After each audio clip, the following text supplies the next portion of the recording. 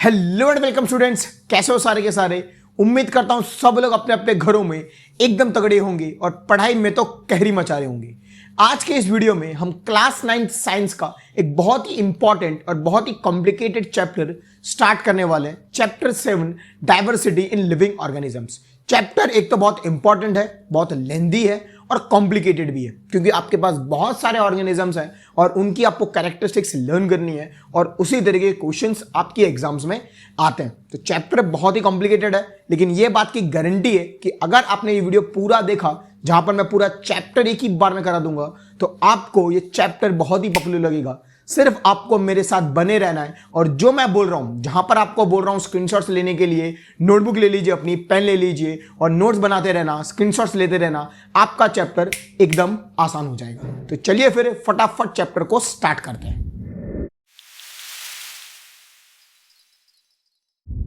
सबसे पहले चैप्टर का मीनिंग समझते और इंट्रोडक्शन पे आते। Chapter 7 diversity in living organisms. Diversity का मतलब विभिन्नता। किसमें? लिविंग ऑर्गेनिजम्स में। जो ऑर्गेनिज्म जी रहे हैं उसमें क्या क्या विभिन्नता है। अगर मैं आप लोगों से एक क्वेश्चन पूछूं कि यार अपने आजू बाजू के ऑर्गेनिजम्स को देखो, कौन से ऑर्गेनिजम्स दिख रहे हैं, तो आप लोग बोलेंगे सर मेरे जैसे, हमारे जैसे ऑर्गेनिजम्स दिख रहे हैं, एनिमल्स हैं हमारे पास, प्लांट हैं, माइक्रो ऑर्गेनिजम्स हैं। मतलब आप लोग सराउंडेड हो बहुत ही डिफरेंट लिविंग ऑर्गेनिजम्स में, जिनकी खुद की कुछ कैरेक्टरिस्टिक्स है, जो अपनी खुद की जिंदगी जी रहे हैं। सबसे पहला क्वेश्चन जो इधर से आता है कि यार ऑर्गेनिजम्स तो बहुत सारे हैं, पर क्लासिफिकेशन क्यों करेंगे? Why do we classify organisms? अब क्लासिफिकेशन क्या करता है, इसके लिए मैं आपको एग्जांपल शेयर करता हूं। मान लो एक लड़का है और एक लड़की है, ठीक है। अब लड़की का बैग देखो और लड़के का बैग देखो। लड़की का जो बैग होगा वो वेल क्लासिफाइड होगा। टेक्स्ट बुक एक अलग सेक्शन में होगा, नोटबुक एक अलग सेक्शन में होगा, पानी की बोतल एक अलग सेक्शन में होगी, टिफिन अलग सेक्शन में होगा और बाकी चीजें अलग सेक्शन में होंगी। लड़के की बात करें, लड़के का बैग कुछ भी होगा, कहीं भी आपको सब कुछ मिल जाएगा, कुछ क्लासिफिकेशन जैसा नहीं होता है। लेकिन क्लासिफाई करने से क्या हो गया, आपकी चीजें आसान हो गई। अगर आपको टेक्स्ट बुक की जरूरत है तो आप वही सेक्शन खोलोगे, टेक्स्ट बुक निकालोगे। अगर आपको नोटबुक की जरूरत है तो आप नोटबुक निकालोगे। तो ये क्लासिफिकेशन काम आसान कर देता है। एक और एग्जांपल शेयर करता हूं। मान लो आप मॉल में जाते हो और मॉल में सब कुछ आगे पीछे है। कपड़े के मेल के कपड़े आपको फीमेल में मिल रहे हैं, मेल के कपड़े आपको साबुन में मिल रहे हैं, साबुन आपको परफ्यूम की जगह पे मिल रहा है, जूते आपको खाने की जगह पे मिल रहे हैं। मतलब ढूंढना बहुत डिफिकल्ट हो जाएगा। लेकिन आप लोग मॉल पे गए हैं, आपने देखा होगा कि यार क्लासिफिकेशन होता है। साबुन एक ही जगह पे होता है, कपड़े एक ही जगह पे होता है, उसमें भी मेल फीमेल डिवाइड होता है। मतलब ये चीजें आसान कर देता है। क्लासिफिकेशन करने से हमको आसानी हो जाती है। तो जब ये ऑर्गेनिजम्स को हम पढ़ेंगे, अगर हम क्लासिफिकेशन कर देते हैं तो हमको पढ़ना आसान हो जाएगा, समझना आसान हो जाएगा और हम जिंदगी में आगे और ऑर्गेनिजम्स के बारे में पढ़ सकते हैं। मतलब simple question, why do we classify organisms? We classify organisms to make our understanding easy. अब आता है second topic, that is what is the basis of classification. यार क्लासिफिकेशन तो करना है, क्लासिफिकेशन इंपॉर्टेंट है, काम आसान करता है, लेकिन किस बेसिस पे करोगे? कोई तो बेस होना चाहिए ना यार कि क्लासिफिकेशन करोगे, कुछ तरीके से तो करोगे। इसके लिए मैं एक एग्जांपल शेयर करता हूं। मैं टीचर हूं, मैं जब क्लास में जाता हूं तो मैं अपने स्टूडेंट्स को 3 कैटेगरीज में डिवाइड कर देता हूं। कुछ स्टूडेंट्स जो टॉपर सेक्शन में होते हैं, कुछ स्टूडेंट्स जो एवरेज होते हैं और कुछ स्टूडेंट्स जिनको मैं जयराम जी वाले लोग बोलता हूं। अब वो ठीक ठाक होता है, लेकिन अब उनको जब मैंने क्लासिफिकेशन किया तो कोई बेसिस पे तो किया होगा। ऐसा तो नहीं किया कि भाई इधर आ जाओ, चलो इधर आ जाओ। ऐसे तो क्लासिफाई नहीं करूंगा। कोई कैरेक्टरिस्टिक्स पे क्लासिफाई करूंगा कि यार पढ़ते कैसे हैं, क्लास में अटेंटिव हैं, रेगुलर हैं, अटेंडेंस अच्छी है, एग्जाम में मार्क्स अच्छे आते हैं, आंसर्स पूछते हैं, क्वेश्चंस पूछते हैं हमको और दूसरे डाउट्स निकालते हैं। तो ऐसे लोगों को हमने टॉपर्स में डाल देंगे। मतलब हम जब क्लासिफिकेशन करते हैं तो कुछ कैरेक्टरिस्टिक्स पे करेंगे, ऐसे तो बिल्कुल नहीं करेंगे। मतलब अब जब यहां पे ऑर्गेनिज्म को क्लासिफाई करेंगे तो कुछ कैरेक्टरिस्टिक्स में करेंगे, ऐसे जैसे तो नहीं कर देंगे। अब आपके टेक्स्ट बुक में बहुत सारी नॉर्मल कैरेक्टरिस्टिक्स लिखी है जो आपको दिमाग में रख लेनी है कि जब हम ऑर्गेनिजम्स को क्लासिफाई करेंगे तो ये कैरेक्टरिस्टिक्स देखेंगे। जैसे सबसे पहली हम डिवाइड करेंगे प्रोकैरियोटिक एंड यूकैरियोटिक में, जिसका मतलब शायद आपको पता होगा। प्रोकैरियोटिक और यूकैरियोटिक में एक वर्ड कॉमन है, दैट इज कैरियोट, जिसका मतलब होता है न्यूक्लियस। प्रोकैरियोटिक का मतलब होता है प्रिमिटिव न्यूक्लियस, पुराना न्यूक्लियस, तो प्रोकैरियोटिक हो जाएगा। यूकैरियोटिक मतलब नया न्यूक्लियस, वो यूकैरियोटिक ऑर्गेनिजम्स हो जाएगा। ये एक कैरेक्टरिस्टिक हुई। दूसरी कैरेक्टरिस्टिक्स यूनिसेल्युलर मल्टीसेल्युलर, ऑर्गेनिजम्स के पास एक सेल है कि मल्टीसेल्युलर है। तीसरी कैरेक्टरिस्टिक्स मोड ऑफ न्यूट्रिशन, खाना कैसा खाता है, ऑटोट्रॉफिक है, खुद का खाना खुद बनाता है, या हेटेरोट्रॉफिक है, किसी पे डिपेंडेंट है। हिटरोट्रॉफी में आपको पता है सैप्रोफाइटिक, पैरासाइटिक, होलोजोइक, तो वैसे भी हम ऑर्गेनिज्म को क्लासिफाई करेंगे। दूसरे ऑर्गेनिजम्स यार कुछ फोटोसिंथेसिस करता है, कुछ फोटोसिंथेसिस नहीं करता है, तो वैसे भी क्लासिफिकेशन करेंगे। मतलब आपके टेक्स्ट बुक में कुछ 4-5 कैरेक्टरिस्टिक्स लिखी हैं, आपके टेक्स्ट बुक में इस पेज पे देख लेना। आगे आपको यहाँ पे टॉपिक्स लिख लेना कि यार prokaryotic, eukaryotic, unicellular, multicellular, autotrophic, heterotrophic, फिर आपका ऑटोट्रॉफिक हिटरोट्रॉफिक में भी है सैप्रोफाइटिक, पैरासाइटिक, होलोजोइक। इसके बाद ऑर्गेनिजम्स को और भी क्लासिफाई किया हुआ है, तो उस कैरेक्टरिस्टिक्स को अपने आगे पीछे लिखते रहना, जिससे अगर कोई क्वेश्चन आता है तो वहां से लिख सकूं। टॉपिक क्या है, what is the basis of classification. Characteristics आपकी 3-4 आपके टेक्स्ट में डिस्कस करी है। पहली आप याद रखो, पहली क्या है, प्रोकैरियोटिक, यूकैरियोटिक। दूसरी क्या है आपकी यूनिसेलुलर, मल्टीसेलुलर। तीसरी क्या है, होलोजोइक ऑटोट्रॉफिक न्यूट्रिशन या हिटरोट्रॉफिक न्यूट्रिशन, हिटरोट्रॉफिक में क्लासिफिकेशन। और चौथी क्या है, आपकी ऑर्गेनिजम्स को जब हम क्लासिफाई करेंगे तो फोटोसिंथेसिस करता है, नहीं करता है, तो उस क्लासिफिकेशन हम देख लेंगे। तो कुछ कैरेक्टरिस्टिक्स है जो आप अभी के लिए फिलहाल थोड़ी कैरेक्टरिस्टिक्स याद रखो।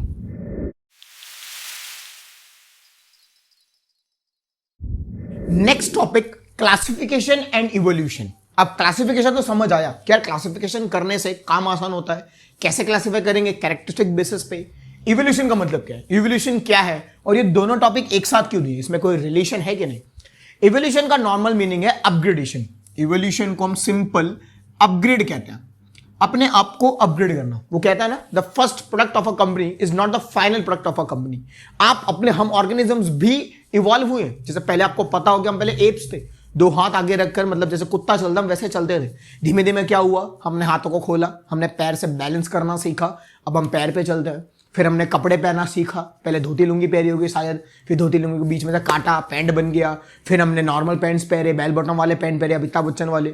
फिर हमने जीन्स पैंट पहने, जीन्स में फिर फटे का एक फैशन आ गया। अब अगर रिसेंटली देखो तो पहले कुछ थोड़े साल पहले पैंट को नीचा करते थे, अब पैंट को ऊपर करते हैं। ये क्या हो रहा है, इवोल्यूशन हुआ है, हम भी इवॉल्व हुए, ऑर्गेनिजम्स भी इवॉल्व हुआ है। कोई भी चीज अब उठा लो, ये कैमरा देख लो, मोबाइल फोन देख लो, सबके सब इवॉल्व हुए। अब मोबाइल फोन को देखो, पहले जब हम फोन करते थे तो वो नंबर आता था, एक एक नंबर घुमाओ फोन करो, फिर लैंडलाइंस आए, फिर नॉर्मल फोन्स आए नोकिया वाले, फिर आपके स्मार्टफोन्स आ गए, और आज देखो नवे नवे फोन आते जा रहे हैं। क्या हो रहा है, ये इवोल्यूशन ही है। इवोल्यूशन का मतलब होता है अपग्रेडेशन। हमारे मोबाइल एप्लीकेशंस में भी अपडेट आता है कि यार कुछ बग हो गया, इसमें इसको अपडेट करोगे तो ये बग हट जाएगा, फिर कुछ बग होता है, फिर अपडेट होता है। तो इवोल्यूशन मतलब होता है अपग्रेडेशन, ऑर्गेनिजम्स अपने आप को अपग्रेड करता है। अब ये दो टॉपिक एक साथ क्यों दिए, क्लासिफिकेशन और इवोल्यूशन का क्या लेना देना है, दोनों एक दूसरे से रिलेट करते हैं। क्योंकि क्लासिफाई जब हम करेंगे तो आप देख पाओगे यार उसमें इवोल्यूशन बहुत रोल प्ले कर रहा है। मतलब कुछ ऑर्गेनिजम्स के पास कोई चीज थी पर कोई चीज नहीं थी, लेकिन बाकी उसके आगे जब ऑर्गेनिज्म गए तो उनके पास वो चीज भी आ गई, एक और चीज भी आ गई, पर एक और एक्स्ट्रा चीज नहीं आई। उसके बाद के ऑर्गेनिजम्स के पास तीनों आ गया, 3-4 कैरेक्टरिस्टिक आ गई, एक चौथी कैरेक्टरिस्टिक नहीं है। समझ रहे हो, मतलब इवोल्यूशन का मतलब कुछ ऑर्गेनिजम्स होंगे जिनके पास कुछ कैरेक्टरिस्टिक होंगी, कुछ नहीं होंगी। उनके बाद के ऑर्गेनिजम्स के पास दोनों आ जाएंगी पर कुछ नहीं होंगी। फिर आगे ऑर्गेनिज्म के पास बाकी सब आ जाएंगे, थोड़ी कैरेक्टरिस्टिक्स नहीं होंगी। मतलब इवोल्यूशन यानी अपग्रेडेशन। और जब हम क्लासिफिकेशन करेंगे, आप प्लांटे का देख लो, आप एनिमल का देख लो, आप कोई भी ऑर्गेनिज्म का देख लो, वहां पर आपको इवोल्यूशन देखने को मिलेगा। कैरेक्टरिस्टिक्स पहले नहीं थी, फिर आई और फिर आती चलेंगी। इसलिए ये दोनों टॉपिक हमको एक दूसरे के साथ दिया है। याद रखना, क्लासिफिकेशन हमको करना है, कैरेक्टरिस्टिक्स जब क्लासिफाई करेंगे, इवोल्यूशन अपग्रेडेशन होता है, ऑर्गेनिजम्स अपने आप को अपग्रेड करता रहता है। नेक्स्ट टॉपिक आपका हायरार्की ऑफ क्लासिफिकेशन। अब हायरार्की का मतलब होता है प्रोसेस, अनुक्रम। क्या कोई फॉर्मेट है क्लासिफिकेशन करने के लिए? आप प्रोसेस समझ सकते हो या फिर अनुक्रम समझ सकते हो। एक फॉर्मेट जब हम ऑर्गेनिजम्स को क्लासिफाई करेंगे तो 3 biologist, Ernst Haeckel, Robert Whittaker, Carl Linnaeus, इन्होंने क्या किया, जितने भी ऑर्गेनिजम्स हैं उनको ब्रॉडली कैटेगरीज में डिवाइड किया है और इन्होंने नाम दिया किंगडम्स। हमारे पास टोटल 5 किंगडम्स हैं। 5 किंगडम्स हैं। मोनेरा ये पहला किंगडम है, प्रोटिस्टा दूसरा किंगडम है, फंगाई तीसरा किंगडम है, प्लांटे चौथा और 5वां एनिमेलिया। तो टोटल हमारे पास 5 किंगडम्स हैं। अगर आपने 5 किंगडम्स अच्छे से पढ़ लिए पूरे चैप्टर में, 5 किंगडम्स के कैरेक्टरिस्टिक्स, इनमें एग्जांपल्स कौन से ऑर्गेनिजम्स लाइक करते हैं, ये 5 किंगडम अगर आपने अच्छे से पढ़ लिए, चैप्टर खत्म और एक्स्ट्रा कुछ करने की जरूरत नहीं है। किंगडम्स को इन लोगों ने और भी सब ग्रुप्स में डिवाइड किया है, phylum, class, order, family, genus, species, और लास्ट स्पीसीज में रुक गए। स्पीसीज का मतलब होता है जाति, मतलब ऐसे ऑर्गेनिज्म जिसकी कैरेक्टरिस्टिक्स सिमिलर है। जैसे ह्यूमन बींग्स की अपनी खुद की जाति है, प्लांट्स की अपनी खुद की जाति है। लेकिन आपको क्या करना है, आपको 5 किंगडम पढ़ने हैं ध्यान से वापस। Monera, protista, fungi, Plantae and animalia, ये 5 किंगडम्स आपको पढ़ने हैं। पहले 3 मोनेरा, प्रोटिस्टा, फंगाई तो बहुत आसान है, वो एक ही बार में हो जाएंगे। जो डिफिकल्ट पड़ेगा आपको प्लांटे, थोड़ा बहुत डिफिकल्ट पड़ेगा, और उसके बाद आगे पड़ेगा एनिमेलिया। डिफिकल्ट नहीं पड़ेगा अगर आप इवोल्यूशन को ध्यान में रखें, आप कैरेक्टरिस्टिक्स को आगे फॉरवर्ड करते चले, एग्जांपल्स लर्न करते चले, आपको प्लांटे भी और एनिमेलिया भी चुटकियों में हो जाएगा। अब हम धीमे धीमे एक एक किंगडम पकड़ते हैं, उनकी कैरेक्टरिस्टिक्स समझते हैं, पढ़ते हैं और लर्न करते हैं। जैसा मैंने आपको बोला टोटल 5 किंगडम्स है, Monera, protista, fungi, Plantae and animalia. सबसे पहले हम ये 3 किंगडम्स को देखेंगे, मोनेरा, प्रोटिस्टा एंड फंगाई, उनकी कैरेक्टरिस्टिक्स देखेंगे, एग्जांपल्स देखेंगे। बाद में हम प्लांटे को ब्रॉडली कैटेगरीज में डिवाइड करेंगे, उनकी कैरेक्टरिस्टिक्स को लर्न करेंगे, और लास्ट में एनिमेलिया। तो सबसे पहले मैं बात करता हूं मोनेरा की। तो हमको मोनेरा का क्या करना है, कैरेक्टरिस्टिक्स पढ़ना है। जैसे मैंने बोला आपको इवोल्यूशन को ध्यान में रखना है और कैरेक्टरिस्टिक्स आगे बढ़ती जानी है, याद तो आपको रखना ही है। सबसे पहली कैरेक्टरिस्टिक्स प्रोकैरियोटिक, सबसे पहली कैरेक्टरिस्टिक प्रोकैरियोटिक। प्रोकैरियोटिक का मतलब प्रिमिटिव, पुराना न्यूक्लियस, वेल डिफाइंड न्यूक्लियस नहीं होना, वो इनकी कैरेक्टरिस्टिक्स है। वैसे ऑर्गेनिजम्स मोनेरा में आएंगे। यूनिसेल्यूलर, एक ही सेल के ऑर्गेनिजम्स हैं, single celled organisms. Cell wall हो भी सकता है, नहीं भी हो सकता है। सेल वॉल हो भी सकता है, नहीं भी हो सकता है, कुछ कह नहीं सकते। हाँ, जाहिर सी बात है कि सेल वॉल नहीं होगा तो प्रॉब्लम होगी, पर सेल वॉल हो भी सकता है, नहीं भी हो सकता है, ये उनकी कैरेक्टरिस्टिक्स है। मोड ऑफ न्यूट्रिशन की बात करें तो ऑटोट्रॉफिक या फिर हेटेरोट्रॉफिक, मतलब खाना खुद भी बना सकते हैं, दूसरे पे डिपेंडेंट भी हो सकता है। तो टोटल 4 कैरेक्टरिस्टिक्स आपको मोनेरा में पढ़नी है। सबसे पहली दिमाग में prokaryotic, prokaryotic, unicellular, single cell organism, cell wall हो भी सकता है, नहीं भी हो सकता है। Mode of nutrition autotrophic and heterotrophic भी हो सकता है। एग्जांपल आपका बैक्टीरिया ले लो, बैक्टीरिया एग्जांपल है, ब्लू ग्रीन आल्गे, ये एक और एग्जांपल है। मतलब जब आपको कैरेक्टरिस्टिक्स की बात करें, ये 4 कैरेक्टरिस्टिक्स लिखो। प्रोकैरियोटिक, यूनिसेलुलर, सेल वॉल हो सकता है, नहीं हो सकता है, ऑटोट्रॉफिक हो सकता है, कर सकते हैं, हेटेरोट्रॉफिक भी कर सकते हैं। एग्जांपल में bacteria in blue green algae. अब आगे बढ़ते हैं, प्रोटिस्टा की ओर आगे बढ़ते हैं। जैसे मैंने बोला हमको इवोल्यूशन ध्यान में रखना है। अब यहां पर इवोल्यूशन होगा। प्रोकैरियोटिक थे, थोड़े इवॉल्व करके हो गए ये यूकैरियोटिक हो गए। यूनिसेलुलर ये भी रहे, लेकिन सिर्फ एक इवोल्यूशन हुआ, प्रोकैरियोटिक से बन गए वो यूकैरियोटिक में, और रहे वो भी यूनिसेलुलर। वो आपके टेक्स्ट बुक में यहां पे मूवमेंट्स लिखे, एग्जाम्पल्स तो लिखे ही हैं, उन सारे ऑर्गेनिजम्स के मूवमेंट लिखे। सबसे पहले एग्जाम्पल अमीबा। अमीबा का क्या है, तो अमीबा मूव करता है with the help of pseudopodia से निकलता है। सिंगल सेल की बात कर रहा हूं, ये सारे सिंगल सेल और यूनिसेलुलर ऑर्गेनिजम्स हैं। पैरामीशियम की बात करें तो वो सिलिया से मूव करता है। तो सिलिया क्या होता है, जो पैरामीशियम का स्ट्रक्चर को देखोगे तो इसके आउटर पार्ट में हेयर लाइक प्रोजेक्शंस दिखेंगे, जिसको बोलता है सिलिया, तो वो मूव करता है सिलिया से। फिर हमारा यूग्लेना है, यूग्लेना मूव करता है फ्लैजिलम से। फ्लैजिलम क्या है सर, फ्लैजिलम होता है कि लंबी से वायर जैसा, आप समझ लो वायर जैसा होता है, उसके वजह से ये मूव करता है। मतलब अगर आपको प्रोटिस्टा पूछे, आपको ये सब लिख देना है। सबसे पहले इसका इवोल्यूशन प्रोकैरियोटिक का बना वो यूकैरियोटिक रहा, वो भी यूनिसेलुलर। अमीबा का मूवमेंट होता है सुडोपोडिया से, पैरामीशियम का मूवमेंट होता है सिलिया से, और यूग्लेना मूवमेंट होता है फ्लैजिलम से। आपका प्रोटिस्टा डन। आगे बढ़ते हैं नेक्स्ट 3rd किंगडम, जिसका नाम है फंगाई। जैसा मैंने बोला वापस इवोल्यूशन होगा, तो इवोल्यूशन हुआ। यूकैरियोटिक ये भी है, यूनिसेलुलर के होगा ये मल्टीसेलुलर में क्या होता है कि कुछ के पास सेल वॉल होता है, किसके पास सेल वॉल नहीं होता। इनके पास सेल वॉल था, सेल वॉल प्रेजेंट था। लेकिन एक और चीज, अब ये फोटोसिंथेसिस नहीं करते थे। हमारे प्लांट फोटोसिंथेसिस करते हैं, ये फोटोसिंथेसिस नहीं करते थे। मतलब आप ऐसा समझ लो, ये ऑटोट्रॉफिक नहीं थे, ये थे हेटेरोट्रॉफिक। हेटेरोट्रॉफिक का मतलब डिपेंडेंट थे किसी और ऑर्गेनिजम्स में खाने के लिए। मैं वापस स्टार्ट करता हूं, 3-4 कैरेक्टर्स अभी पढ़े हमने। यूकैरियोटिक, देखो यूकैरियोटिक ये रहे, यूनिसेलुलर का अपग्रेड वर्जन आया, मल्टीसेलुलर हो गए। सेल वॉल इनके पास था, सेल वॉल था, प्लांट्स के पास भी होता है, लेकिन फोटोसिंथेसिस नहीं करते थे, प्लांट फोटोसिंथेसिस करते थे। तो सर खाना कैसे बनेंगे, तो हेटेरोट्रॉफिक थे, मतलब अपना खाना खुद नहीं बनाते थे, दूसरे पे डिपेंडेंट थे। और कुछ ऑर्गेनिजम्स उसमें भी डिवाइड करे गए, जिसमें कुछ पाए गए सेप्रोफाइटिक, कुछ पाए गए सेप्रोफाइटिक। सेप्रोफाइटिक का मतलब होता है ऐसे ऑर्गेनिज्म जो डेड एंड डीकेड ऑर्गेनिज्म से खाना ले, तो ये आपके फंगाई में आते थे। और एक होता था पैरासाइट्स। पैरासाइट का मतलब होता है ऐसा ऑर्गेनिज्म जो किसी होस्ट को ढूंढे और वहां से खाना चुराए। तो ये कुछ कैरेक्टरिस्टिक है।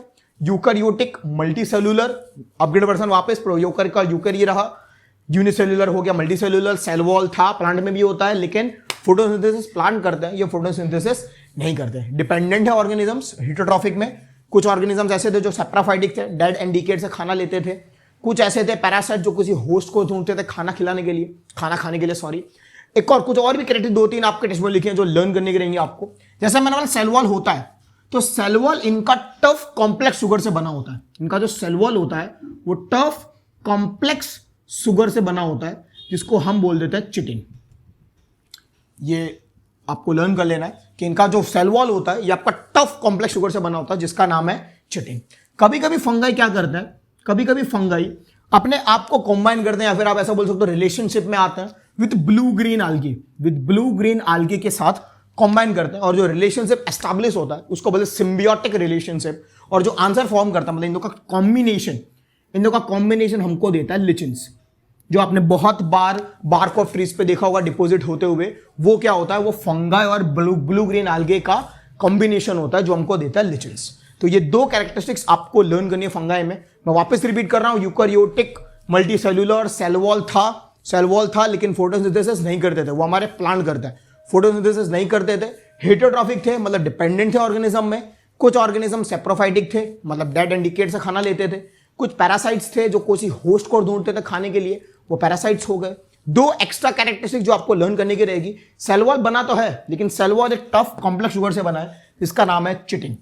कभी कभी फंगाई एक रिलेशनशिप में आते थे ब्लू ग्रीन आल्गे के साथ, जिसको बोलते थे सिम्बियोटिक रिलेशनशिप। और जो आंसर फॉर्म होता था उसको बोलते थे लिचिन्स। ये आपको बार्क ऑफ ट्रीज में डिपॉजिट होता हुआ दिखेगा। टोटल हमने अभी तक 3 किंगडम्स पढ़ी। मैं वापस रिपीट कर देता हूं, आप इसका पहले तो स्क्रीनशॉट ले लीजिए। स्क्रीनशॉट ले लिया हो तो आप धीमे धीमे मेरे साथ रिपीट करिए। क्या सबसे पहले मोनेरा, क्या प्रोकैरियोटिक, बिल्कुल बेसिक पे चले जाओ। प्रोकैरियोटिक यूनिसेल्युलर, सेल वॉल है भी नहीं भी, मोड ऑफ न्यूट्रिशन ऑटोट्रॉफिक भी कर सकते थे, हेटेरोट्रॉफिक भी कर सकते थे। Example bacteria, blue green algae. आगे बढ़े प्रोटिस्टा पे, तो इनका एडवांस वर्जन आया थोड़ा, प्रोकैरियोटिक के यूकैरियोटिक हो रहे पर यूनिसेल्युलर रहे। आपको मूवमेंट के बारे में लिखना है। अमीबा, पैरामीशियम, यूग्लेना एग्जांपल है। अमीबा मूव करता सूडोपोडिया से, पैरामीशियम मूव करता सिलिया से, यूग्लेना मूव करता फ्लैजेलम से। फिर आ गए हम थर्ड फंगाई में, इनका भी एडवांस वर्जन आया, यूकैरियोटिक रहे, यूनिका हो गया मल्टीसेल्युलर, सेल वॉल था लेकिन फोटोसिंथेसिस नहीं करते थे, हेटेरोट्रॉफिक थे, उसमें भी पाए गए सेप्रोफाइटिक और पैरासाइटिक। इनका जो सेल वॉल था वो टफ कॉम्प्लेक्स फिगर से बना होता है, जिसका नाम है चिटिन। कभी कभी फंगाई ब्लू ग्रीन आल्गे के साथ कॉम्बिनेशन में आते हैं, उस रिलेशनशिप को बोलते हैं सिम्बियोटिक रिलेशनशिप। आंसर फॉर्म होता है लिचिन, जो आपको बार्क ऑफ ट्रीज पे मिलेगा। इसका एग्जांपल रहेगा, आप इसके एग्जांपल में ईस्ट, मशरूम्स लिख सकते हो। हमारे 3 किंगडम खत्म, सिर्फ हमको 2 और करने हैं, Plantae and Animalia.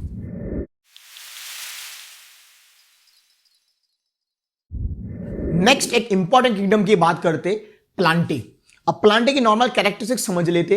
Plantae eukaryotic organisms है, मल्टीसेल्युलर है, सेल वॉल होता है और फोटोसिंथेसिस परफॉर्म करके खाना बनाते हैं। मैं रिपीट करता हूं वापस, यूकैरियोटिक, मल्टीसेल्युलर, सेल वॉल होते हैं, फोटोसिंथेसिस के थ्रू वो खाना बनाते हैं।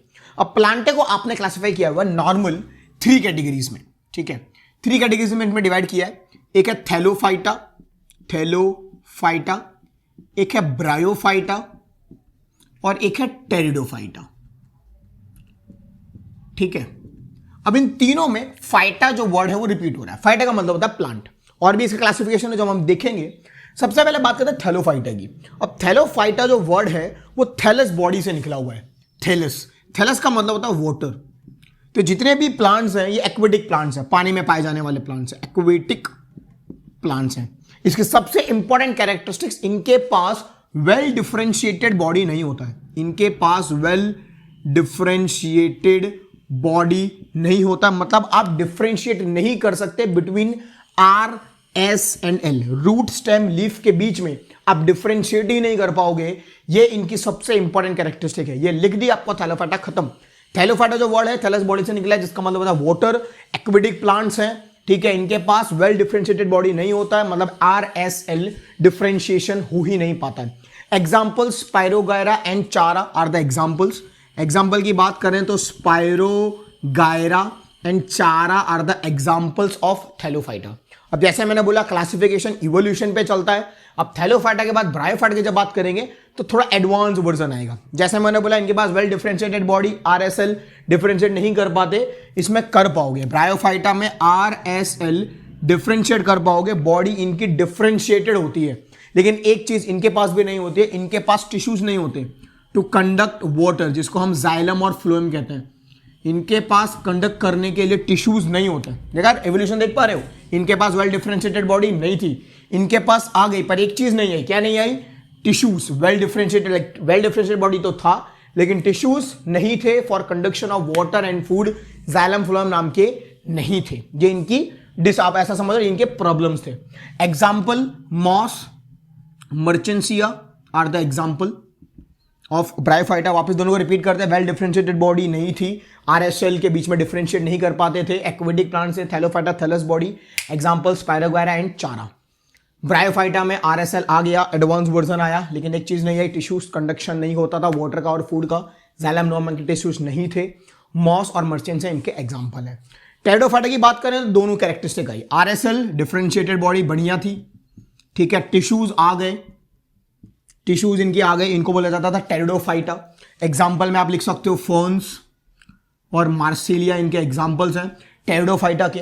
अभी जो 3 मैंने डिस्कस किए, ये तीनों के पास हिडन रिप्रोडक्टिव ऑर्गन्स था, मतलब रिप्रोडक्टिव ऑर्गन जो था वो हिडन था। तो जो हिडन रिप्रोडक्टिव ऑर्गन्स थे, इनको हमने नाम दे दिया गया क्रिप्टोगैम्स। इनको हमने नाम दे दिया गया क्रिप्टोगैम्स। मैं वापस बोलता हूं, ये 3 कैरेक्टरिस्टिक्स तो थी, लेकिन ये तीनों ऑर्गेनिजम्स के पास जो रिप्रोडक्टिव ऑर्गन्स थे वो हिडन थे, उनको हमने नाम दे दिया गया क्रिप्टोगैम्स। अब और भी ऑर्गेनिज्म है जिनके पास रिप्रोडक्टिव ऑर्गन्स आया, जो सीड बियर कर सकते थे, उनको हमने नाम दिया फेनोरोगैम्स। उनको हमने नाम दिया फेनोरोगैम्स। बहुत बार डिफरेंशिएशन आता है दो के बीच में, क्रिप्टोगैम्स और फेनोरोगैम्स। आप याद रखना, क्रिप्टोगैम्स का मतलब रिप्रोडक्टिव ऑर्गन जो होते हैं वो हिडन थे, ठीक है। इनके पास रिप्रोडक्टिव ऑर्गन्स थे, ये सीड बियर करते थे। आप ऐसा समझो इनके पास सीड बियर नहीं कर सकते थे, ठीक है, फ्लावर सीड बियर नहीं कर सकते थे, ये कर सकते थे। इनके पास रिप्रोडक्टिव ऑर्गन हिडन नहीं था, अच्छा खासा था, जिससे वो सीड बना सके। इनको नाम दिया हमने फेनोरोगैम्स। फेनोरोगैम्स को और आगे पढ़ेंगे तो फेनोरोगैम्स को भी क्लासिफाई किया हुआ है 2 पार्ट में। फेनोग्राम्स क्या करता है? सीड बियर कर सकते हैं, रिप्रोडक्टिव ऑर्गन्स था, सीड बियर कर सकते हैं। आपको शायद पता होगा जो सीड बनता है वो रिप्रोडक्शन से ही बनता है। Sexual reproduction of flowering plant जब हम करेंगे ना, 10th स्टैंडर्ड में आता है, जब हम रिप्रोडक्शन करेंगे तो हमको सीड बनता है, सीड प्रोड्यूस होता है। तो वो जो सीड बनता है उसके भी 2 पार्ट्स करे गए, जिसका नाम दिया गया जिम्नोस्पर्म। एक नाम दिया गया जिम्नोस्पर्म और एक नाम दिया एंजियोस्पर्म। और वापस इन 2 वर्ड में आप देखोगे स्पर्म वर्ड रिपीट हो रहा है। स्पर्म का मतलब होता है सीड, जिम्नो का नॉर्मल मीनिंग होता है नेकेड, ठीक है, और एंजियो का मतलब होता है कोटिंग। स्पर्म का मतलब सीड, जिम्नो का मतलब होता है नेकेड, एंजियो का मतलब होता है कोटिंग। अगर मैं जिम्नोस्पर्म की बात करूं तो इनके पास सिर्फ सीड था, इनके पास सिर्फ सीड था, उसके आजू बाजू में कुछ नहीं था, ओनली सीड। एग्जाम्पल आप समझ लो, पाइन्स एंड डिओडर इसके एग्जाम्पल्स थे, पाइन्स एंड डिओडर इसके एग्जाम्पल थे।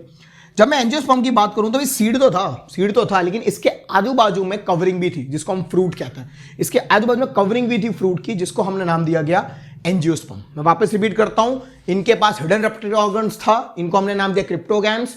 जिनके पास रिप्रोडक्टिव ऑर्गन था, जो सीड ला सकते थे, प्रोड्यूस कर सकते थे, उनको नाम दिया गया हमने फेनोरोगैम्स। उसमें भी 2 क्लासिफिकेशन पे गए, जिम्नोस्पर्म, एंजियोस्पर्म। इनके पास सीड था पर नेकेड था, सिर्फ सीड था, नो आजू बाजू कोई कोटिंग नहीं।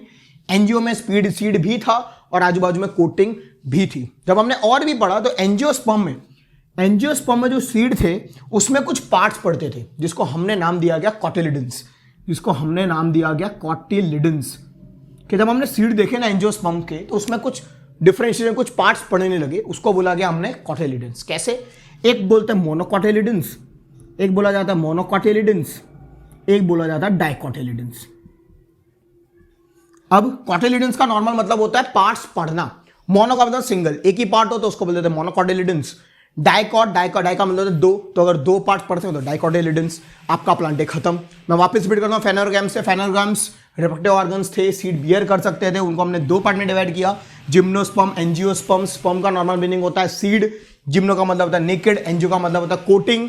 अब जब एंजियोस्पर्म की बात करें तो जो सीड मिल रहे थे वो भी दो पार्ट में डिवाइड करे गए। एक नाम गया मोनोकोटिलिडन, एक नाम गया डाइकोटिलिडन। मोनो का मतलब होता है सिंगल, डाई का मतलब होता है डबल। ये हमारा प्लांट ओवरऑल खत्म हो गया। अब आपको इसी तरीके से लर्न करना है, इसका स्क्रीनशॉट ले लो एक बार। अब इसके बाद आपको सिर्फ कैरेक्टरिस्टिक्स लर्न करनी है। मैं वापस सारी की सारी एक और बार रिपीट करता हूं। प्लांट को ब्रॉडली क्लासिफाई किया थैलोफाइटा, ब्रायोफाइटा, टेडोफाइटा में। थैलोफाइटा का मतलब होता है, थैलो का मतलब है थैलस, वाटर वाली बॉडी।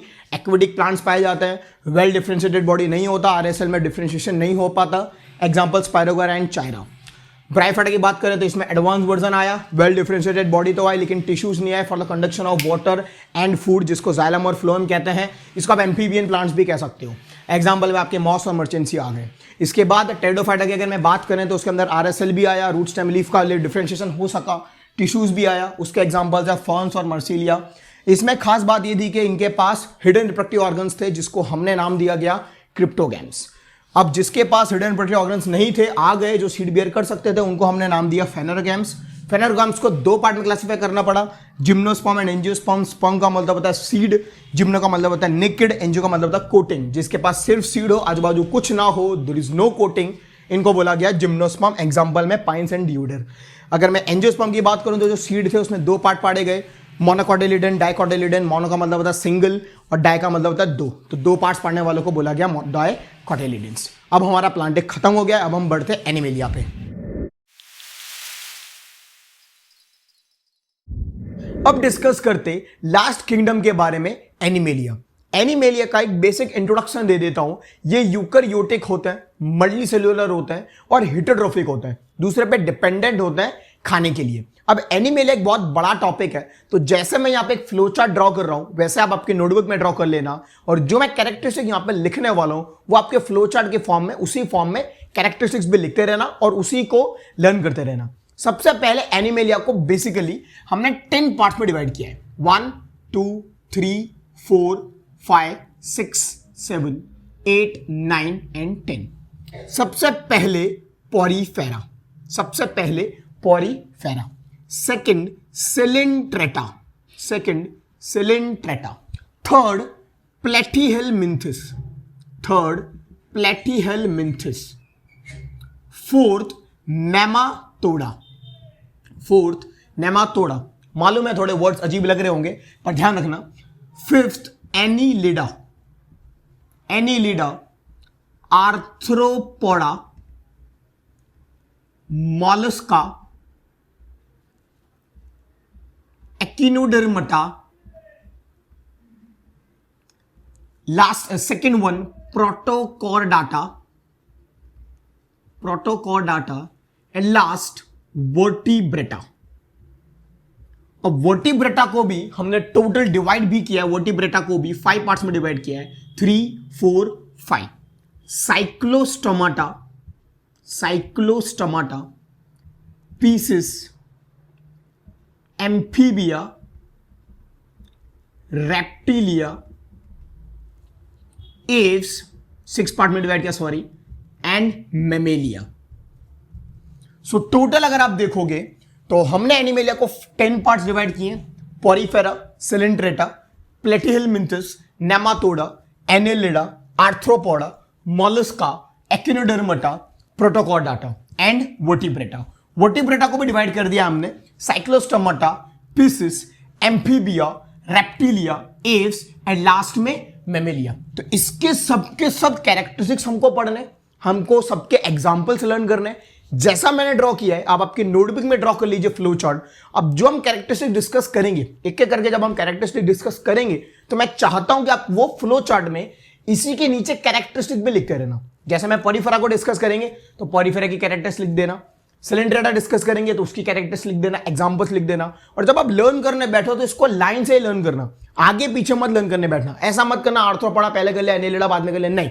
जैसे लाइंस के थ्रू गए हम, पॉरीफेरा, सिलिंड्रेटा, प्लेटीहेलमिंथिस, जैसे लाइन के थ्रू गए आप भी लाइन के थ्रू जाओ और वैसे कैरेक्टरिस्टिक्स को लर्न करो और उसी के एग्जांपल्स को लर्न करो। चीजें आसान हो जाएंगी क्योंकि सब कुछ इवोल्यूशन पे बेस्ड है, तो आपको मजा भी आएगा और लर्न भी होते जाएगा। तो चलिए फटाफट एक एक करके डिस्कस करते हैं।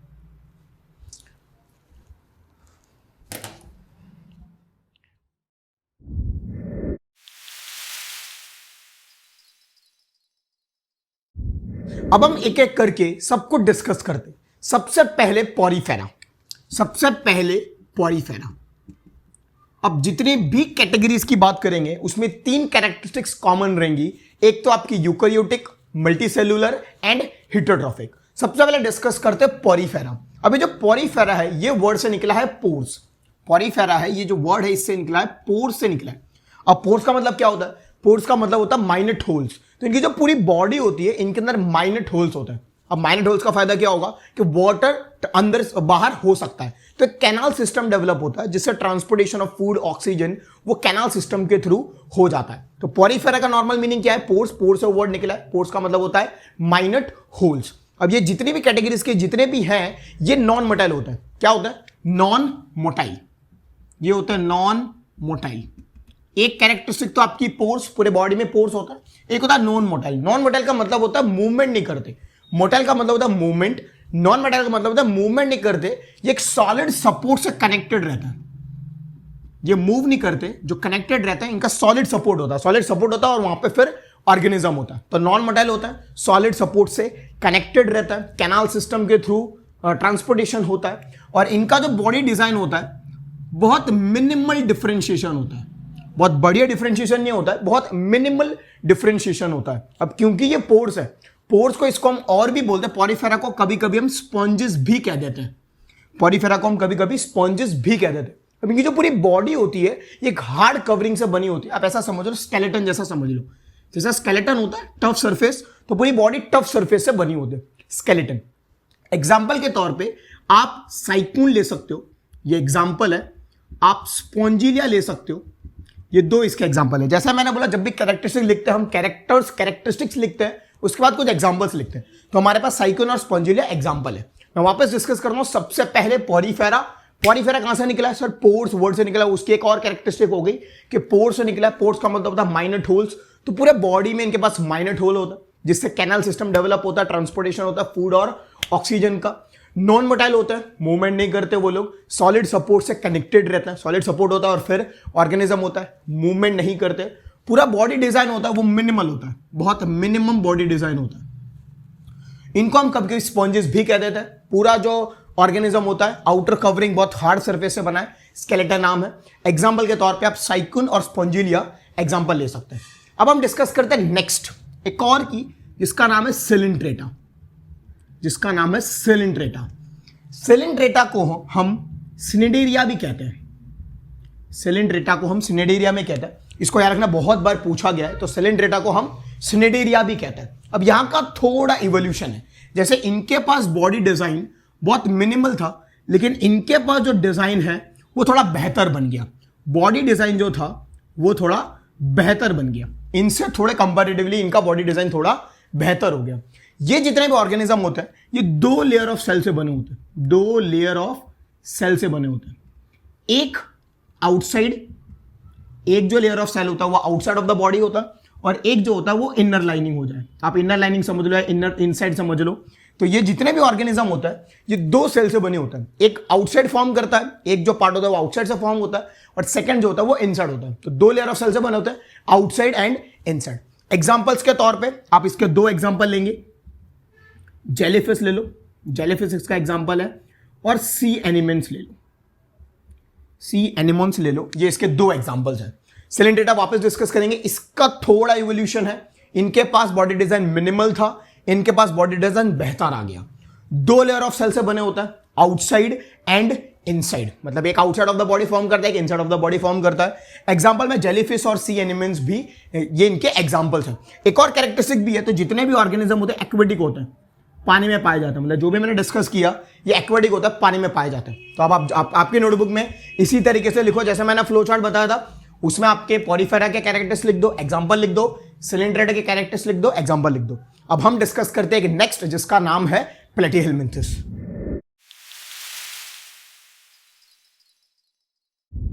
प्लेटिहेलमिंथस के बारे में डिस्कस करने से पहले मैं चाहता हूं कि आपको एक बेसिक इंट्रोडक्शन दे दूं थोड़ा सा, जो हम आगे में फॉलो करने वाले हैं।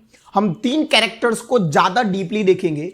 एक होगा आपका सिमेट्रिकल। सिमेट्रिक का मतलब होता है कि कोई भी बॉडी को आप कौन सी एक्सिस से कट करते हैं जिससे इसका लेफ्ट और राइट या फिर दो पार्ट्स इक्वल हो जाता है। जैसे फॉर एग्जांपल अगर मैं अपनी बात करूं तो आप मुझे कैसे काटोगे जिससे दोनों पार्ट इक्वल हो जाए, तो बोले सर ऐसे काट दो, मुझे आप ऐसे काट दोगे तो मेरा लेफ्ट और राइट पार्ट इक्वल हो जाएगा। तो इसको बोलते हैं सिमेट्रिकल। कैसे सिमेट्रिकल है? तो वो बायलेटरली होता है। बायलेटरल का मतलब होता है दो पार्ट्स में। एक होता है रेडियली, रेडियल का मतलब होता है मल्टीपल, आप कोई भी पार्ट में काटो वो दोनों उनके पार्ट्स इक्वल दिखेंगे। तो ये एक कैरेक्टर होगा जिसको हम डिस्कस करेंगे ये बाकी बच्चे कुछ ऑर्गेनिजम्स में। सेकेंड कैरेक्टर होगा हमारा बॉडी कैविटी के बारे में। अब बॉडी कैविटी को नॉर्मली हमने तीन, आप समझ लो तीन कैरेक्टर्स में डिवाइड कर दिया। एक जिसके पास बॉडी कैविटी है ही नहीं, जिसको नो ट्रू बॉडी कैविटी बोल देंगे कि बॉडी कैविटी ही नहीं है, इसको हम एसेलोमिड भी बोलते हैं। कुछ ऑर्गेनिजम्स के बारे में, कुछ ऑर्गेनिजम्स में थोड़ी बहुत कैविटी आएगी, उसको बोलेंगे स्यूडोसोलोमेट बोलेंगे। और ऐसे ऑर्गेनिज्म जिनके पास बॉडी कैविटी बढ़िया है उसको बोलेंगे हम ट्रू बॉडी कैविटी, या फिर आप सिलोमेट कह दो। तो बॉडी कैविटी में तीन कैरेक्टर्स होंगे, हम डिस्कस करेंगे। सबसे पहले बॉडी कैविटी है ही नहीं, आप एसिलोमेट बोल दोगे। बॉडी कैविटी ठीक ठाक है तो स्यूडोसोलोमेट हो जाएगा, और बॉडी कैविटी बढ़िया है तो वो बन जाएगा सिलोमेट। ये सेकंड आपका कैरेक्टर डिस्कस करेंगे।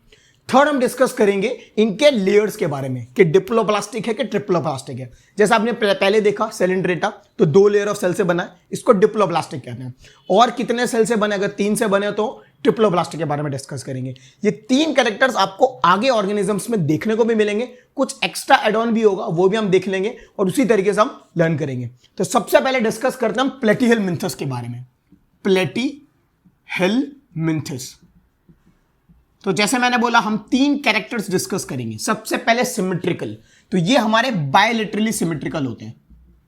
बायलेटरली सिमेट्रिकल, बायलेटरल का मतलब मुझे बताने की जरूरत नहीं है। दो पार्ट्स, मतलब ऐसी एक्सिस से काटोगे जिसमें दोनों इक्वल पार्ट्स होगा, दो ही पार्ट में कटेंगे। आप कोई भी एक्सिस पकड़ के काट नहीं सकते, इक्वल पार्ट नहीं दिखेगा।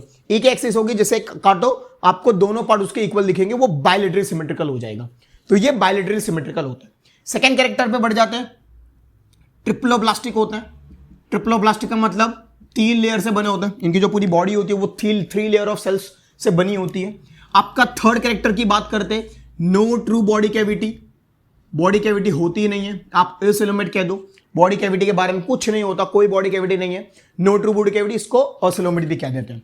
फोर्थ, ये डॉर्सो वेंट्रिकली फ्लैटेंड होते हैं।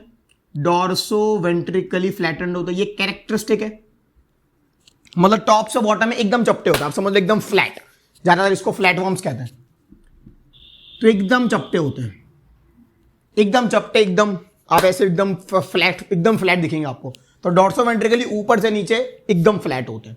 एग्जांपल के तौर पे आप प्लेनेरिया ले सकते हो, प्लेनेरिया इसका एग्जांपल है।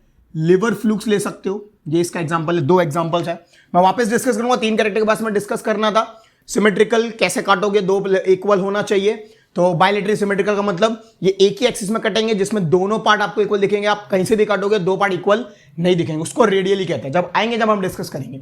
अभी बायलेटरल सिमेट्रिकल एक ही एक्सिस जिससे दोनों पार्ट आपको इक्वल देखने को मिलेंगे। ट्रिप्लोप्लास्टिक 3 लेयर से बना होता है। नो ट्रू बॉडी कैविटी है ही नहीं। डॉर्सोवेंट्रिकली फ्लैटेंड होता है, ऊपर से लेके नीचे एकदम चपटे होता है, फ्लैट होता है, फ्लैट वॉर्म्स बोलते हैं। प्लेनेरिया और लिवर फ्लूक्स इसके एग्जाम्पल है। अब आप देखो इवोल्यूशन कैसे बढ़ रहा है। प्लेटिहेलमिन्थस के बारे बाद हम डिस्कस करेंगे नेमाटोडा के बारे में। तो जैसे बताया हम 3 कैरेक्टर डिस्कस करेंगे, तो ये भी बायलेटरली सिमेट्रिकल होता है। अब बायलेटरली सिमेट्रिकल मैं पूरा नहीं लिखूंगा, इसको मैं लिख देता हूं BS, मतलब बायलेटरली सिमेट्रिकल, आप समझ रहे हैं। सेकेंड कैरेक्टरिस्टिक ट्रिप्लोप्लास्टिक, मैं लिख दूंगा T, तो ये भी 3 लेयर ऑफ सेल से बना होता है। थर्ड कैरेक्टरिस्टिक, अब देखो इवोल्यूशन आया। यहां पे ट्रू बॉडी कैविटी थी, जैसे मैंने बताया 3 body cavity, true no body cavity है ही नहीं, और सिलोमेट। थोड़ी थोड़ी बॉडी कैविटी आई, स्यूडोसिलोमेट। बॉडी कैविटी बहुत अच्छी आ गई, आपका सिलोमेट बॉडी बन गया, ट्रू बॉडी कैविटी हो गई। इसमें इवोल्यूशन हुआ, इसमें नहीं था, अब आया, बॉडी कैविटी ठीक ठाक है, तो इसको बोलेंगे स्यूडोसिलोमेट। स्यूडोसिलोमेट आप कह दो, मतलब इनके पास बॉडी कैविटी ठीक ठाक प्रेजेंट है। ये जितने भी होते हैं, लाइक आप ऐसा समझ लो कि एक वॉर्म जैसे होता है, पैरासाइटिक वॉर्म्स इनको कहते हैं, ये डिसीज कॉज करके देते। एक डिसीज का मैं नाम लेना चाहूंगा, एलिफेंटिएसिस। सो एलिफेंटिएसिस एक डिसीज होता है जिसमें एक ह्यूमन बॉडी एक मोटी हो जाती है, जैसे एलिफेंट होता है मोटा मोटा, वैसा आपका ये डिसीज में हो जाता है, जो नेमाटोडा करके देता है। एग्जाम्पल के तौर पर आप लिख सकते हो एस्केरिस, एस्केरिस इसका एग्जाम्पल है, एस्केरिस। और एक विचिचेरिया, विचिचेरिया, स्पेलिंग मिस्टेक हो सकता है पर 2 एग्जांपल है, एस्केरिस एंड विचिचेरिया। वापस लिखूंगा मैं, विचिचेरिया। वापस रिपीट करता हूं, what is nematoda? Characters same to same, bilaterally symmetrical, triploblastic body cavity थोड़ी मूव हुई, नो टू बॉडी कैविटी, तो हमें बॉडी कैविटी ठीक ठाक आ गई। पैरासाइटिक वॉर्म्स डिसीज कॉज करके देते हैं जिसका नाम है एलिफेंटियासिस। एग्जांपल के तौर पे आप एस्केरिस और विचिचेरिया ले सकते हैं। अब हम आगे बढ़ते और एनिलिडा के बारे में डिस्कस करते। जैसा मैंने आपको पहले भी बोला है, इवोल्यूशन के बेस पे चलेगा, 3 कैरेक्टर्स को डिस्कस करेंगे। आपने इसके पहले नेमाटोडा देखा, 3 कैरेक्टर वापस रिपीट होंगे। सबसे पहले बायलेटरली सिमेट्रिकल, बताने की जरूरत नहीं है, बायलेटरली सिमेट्रिकल, दोनों पार्ट्स में इक्वल डिवाइड हो जाएंगे। सेकंड ट्रिप्लोब्लास्टिक, 3 लेयर से बने होते हैं। थर्ड, आपको नेमाटोडा में याद होगा तो एक बॉडी कैविटी आया पर ठीक ठाक आया, अब इवोल्यूशन आया और इनके पास body cavity, true body cavity आ गया, ट्रू बॉडी कैविटी। आप इसको सिलोमेट भी कह सकते हैं, आप इसको सिलोमेट बॉडी भी कह सकते हैं। तो जैसे इवोल्यूशन है वहां पे नहीं था नेमाटोडा में, ठीक ठाक था, अब इवोल्यूशन आया और इनके पास बॉडी कैविटी बढ़िया आ गई। एक और कैरेक्टर है जो इंट्रोड्यूस हो गया है, इसको बोलते हैं सेगमेंटेशन, जिसको कहते हैं सेगमेंटेशन। सेगमेंटेशन का मतलब होता है पूरे जो बॉडी होता है, इनके पूरे बॉडी में ऐसी लाइनिंग्स होती है, इनको हम सेगमेंटेशंस कहते हैं। इनको हम क्या कहते हैं? सेगमेंट्स हो जाना। तो जितने भी ऑर्गेनिजम्स होते हैं इनके पास ऐसे सेगमेंट्स हो जाते हैं, ठीक है। सेगमेंट्स मतलब आप ऐसा समझ लो सिंपल सी थोड़ी लाइनिंग्स होती है जो इनके पूरे बॉडी में डेवलप हो जाती है। फिफ्थ, ये जितने भी ऑर्गेनिजम्स होते हैं इनमें वैरायटी ऑफ हैबिटेट्स में पाए जाते हैं, लाइक फ्रेश वाटर में पाए जाएंगे, मैराइन वाटर में पाए जाएंगे, लैंड में पाए जाते हैं। तो मैं फ्रेश, मैराइन एंड लैंड लिख देता हूं। तो डिफरेंट वैरायटी ऑफ हैबिटेट्स में पाए जाते हैं, फ्रेश वाटर में पाए जाएंगे, मैराइन में पाए जाएंगे और लैंड में पाए जाएंगे। एग्जाम्पल के तौर पे आप अर्थवॉर्म्स और लीच लिख सकती हूँ, ठीक है। मेरे साथ साथ ही लिखते रहना। वापस रिपीट करता हूँ, 3 कैरेक्टर्स तो रिपीट ही हो रहे हैं आपके, बायलेटरली सिमेट्रिकल, ट्रिप्लोब्लास्टिक, एक कैरेक्टर इंट्रोड्यूस हुआ एक्स्ट्रा वाला, जहाँ पे बॉडी कैविटी पहले ठीक ठाक था, अब सही से आ गया, जिससे डेवलपमेंट हो गया। सेगमेंटेशन का मतलब पूरे बॉडी में सिंपल लाइनिंग्स होती है, पूरी बॉडी में डेवलप्ड होते हैं। वैरायटी ऑफ हैबिटेट्स में पाए जाते हैं, fresh water, marine and land में पाए जाते हैं। एग्जाम्पल पे आप अर्थवॉर्म और लीच ले सकते हैं। आगे बढ़ते हैं और एक और डिस्कस करते हैं जिसका नाम है आर्थ्रोपोडा, और आपको नॉर्मल मीनिंग बता दो, आर्थ्रोपोडा का मतलब होता है जॉइंटेड लेग्स। बोले सर जॉइंटेड लेग्स का मतलब आप ऐसा समझ लो, जितने भी ऑर्गेनिजम्स होते हैं इनमें एक पॉइंट पे आके जितने भी लेग्स होते हैं वो एक जगह पे जाके टच हो जाते हैं, मतलब एक जगह पे पॉइंट पे टच हो जाते हैं। जैसे अगर एक पॉइंट ले लूं तो जितने भी इनके पास लेग्स होंगे वो एक जगह पे जाके वही पॉइंट पे जाके टच हो जाएंगे, 1 2 3 4 जितने भी होंगे वो एक पॉइंट पे आके टच हो जाएंगे। तो इनके होता है जॉइंटेड लेग्स, यही इनका डिफ्रेंशिएशन है। अब कैरेक्टर वापस रिपीट करेगा, बायलेटरली सिमेट्रिकल, ट्रिप्लोब्लास्टिक, इनके पास बॉडी कैविटी बढ़िया आ गई, जो थी वो रिपीट हो गई, ठीक है। सेगमेंटेशन, तो देखो चारों 4 कैरेक्टर सेम टू सेम ही है, देयर इज नो डिफरेंस, कुछ भी ज्यादा बड़ा डिफरेंस नहीं आया है।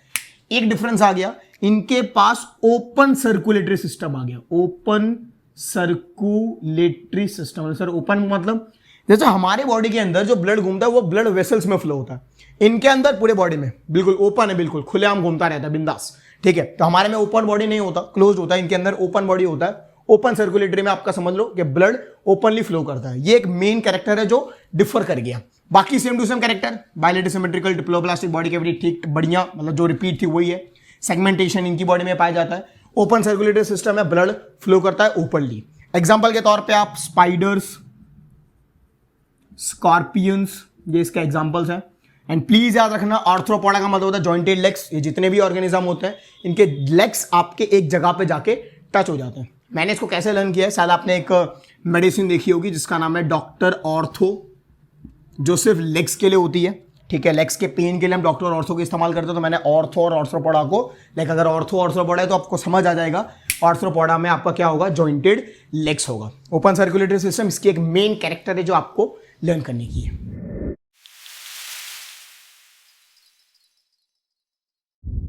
आगे बढ़ते और मोलस्का के बारे में डिस्कस करते हैं। मोलस्का, ये याद रखना, ये थोड़ा डिफरेंट है। लाइक 4 कैरेक्टर्स हमको डिस्कस करने हैं। तो बायलेटरली सिमेट्रिकल तो है, ट्रिप्लोब्लास्टिक भी ये 3 लेयर से बना हुआ है।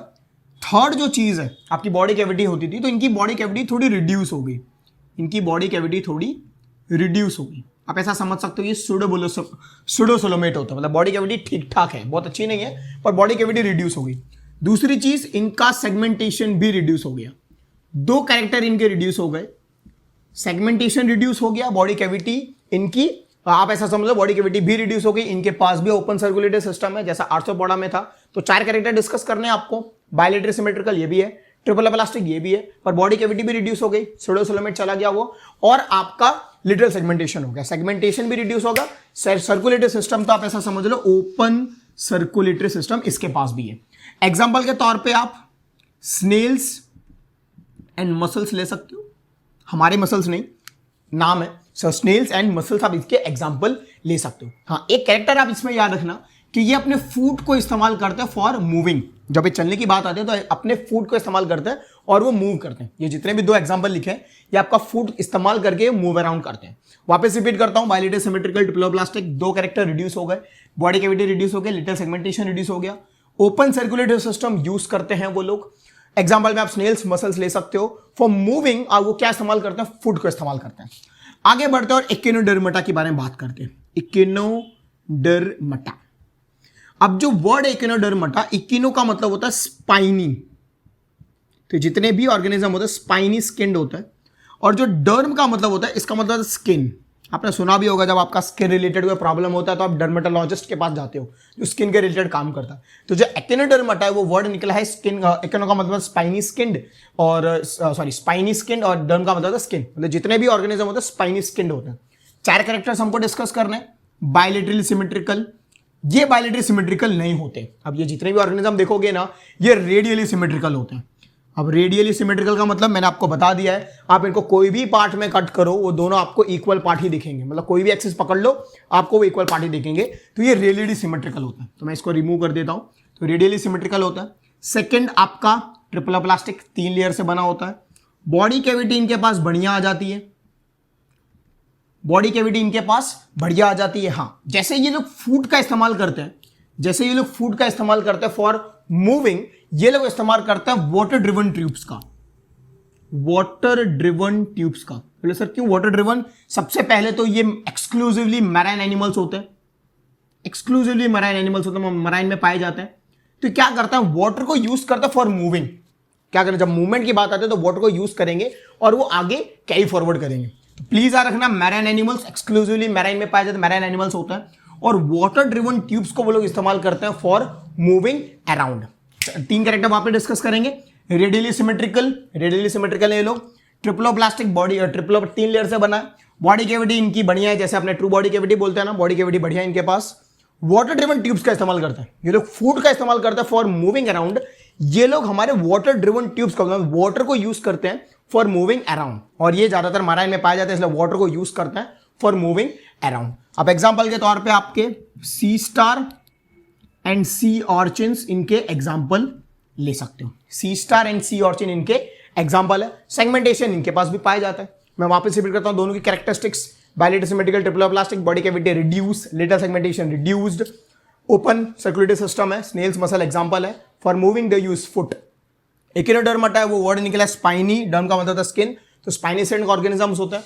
बायलेटरल सिमेट्रिकल नहीं होता, इवोल्यूशन है। रेडियली सिमेट्रिकल, कोई भी पार्ट में डिवाइड करो। ट्रिप्लोप्लास्टिक 3 लेयर, बॉडी कैविटी बढ़िया ट्रू बॉडी कैविटी है। वाटर ड्रिवन ट्यूब का इस्तेमाल करते हैं फॉर मूविंग अराउंड, मतलब वाटर को यूज करता है। Marine animal, exclusive marine animals, example के तौर पे आप सी स्टार एंड सी उर्चिन्स इनके एग्जांपल्स हैं।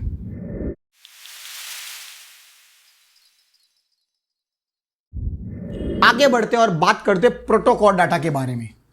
प्रोटोकॉर data 3 characters repeat, bilateral symmetrical, second triploblastic 3 layer, body cavity बढ़िया है, ट्रू बॉडी कैविटी है। ये 3 कैरेक्टर्स रिपीट है। एक चौथा कैरेक्टर जो आपको प्रोटोकॉर डाटा में याद करना है, जो वर्ड भी वहीं से आया है, इनके पास नोटोकॉर्ड होता है, इनके पास नोटोकॉर्ड होता है। सर नोटोकॉर्ड का मतलब, नोटोकॉर्ड का मतलब होता है रॉड जैसा स्ट्रक्चर होता है जो इनके बैक से स्टार्ट होता है, पीछे होता है, और पूरा एक लंबा सा रॉड जैसा स्ट्रक्चर होता है जिसको हम नोटोकॉर्ड कह देते हैं। अब प्रोटोकॉर डाटा जो एनिमल्स होते हैं इनके पास इनिशियल स्टेज में नहीं होता, धीमे धीमे डेवलप करता है। मतलब ऐसा समझ लो, इनके पास जो नोटोकॉर्ड होता है, रॉड होता है, वो हर स्टेज में नहीं होता, पूरे जिंदगी के पहले स्टेज में नहीं होता, धीमे धीमे नोटोकॉर्ड डेवलप करता है। तो not every stage of life में इनके पास नहीं होता, पहले नहीं होता, फिर धीमे धीमे ये जो आपका रॉड लाइक स्ट्रक्चर है वो डेवलप करता है। मैराइन एनिमल्स हैं, मैराइन में पाए जाते हैं।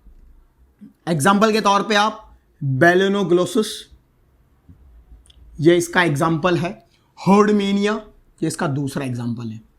तो 3 कैरेक्टर्स तो रिपीट ही हो रहे हैं आपके, bilateral symmetrical, true body cavity, ट्रिप्लोप्लास्टिक body cavity. एक एक्स्ट्रा कैरेक्टर ऐड हुआ है जो है नोटोकॉर्ड, प्रोटोकॉर्ड, नोटोकॉर्ड।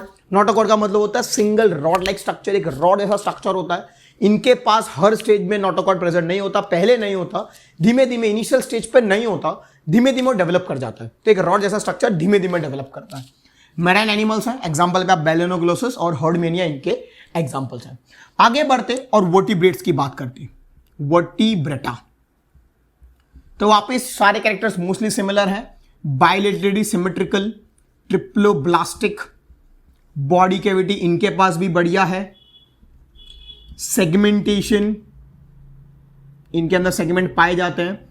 फिफ्थ आप समझ लो, इनके पास भी नोटोकॉर्ड होता है, इनके पास भी नोटोकॉर्ड होता है। और हमने वर्टिब्रेटा को, मतलब वर्टिब्रेटा जो स्ट्रक्चर्स होते हैं, ऐसे कितने ऑर्गेनिजम्स हैं, तो वर्टिब्रेटा को भी हमने डिवाइड किया हुआ है, जो हमने डिस्कस करेंगे एक एक करके। मैं यहाँ पे पहले लिख देता हूं, ठीक है। वर्टिब्रेटा को हमने डिवाइड किया सबसे पहले साइक्लोस्टोमाटा, सबसे पहले Cyclostomata, pisces, amphibia, reptilia, aves and last Mammalia. ठीक है, तो अब हमको वर्टिब्रेटा को डिस्कस करना है। टोटल हमको 6 डिस्कस करने हैं। मैं रिपीट करूंगा characters, bilateral symmetrical, triploblastic body cavity, segmentation, notochord present रहता है। हमको 6 को डिस्कस करना है, Cyclostomata, pisces, amphibia, reptilia, aves and Mammalia. हमारा एनिमेलिया खत्म हो जाएगा।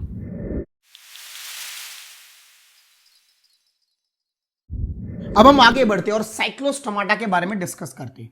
साइक्लोस्टोमाटा,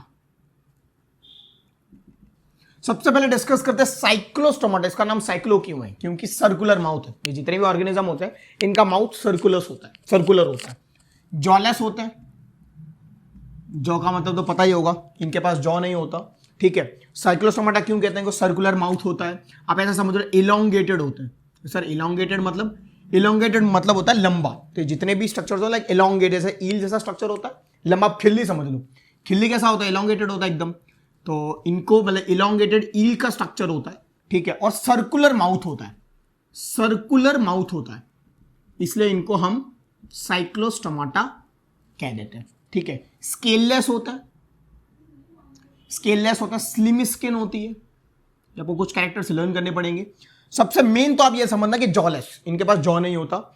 इलोंगेटेड होता है, लंबे लंबे ईल जैसा स्ट्रक्चर होता है, जैसे ईल का होता है लंबा सा, वैसा ईल का स्ट्रक्चर होता है। सर्कुलर माउथ होता है, स्केललेस होता है, स्लिम स्किन होती है। एग्जांपल पे आप पेट्रोमाइजोन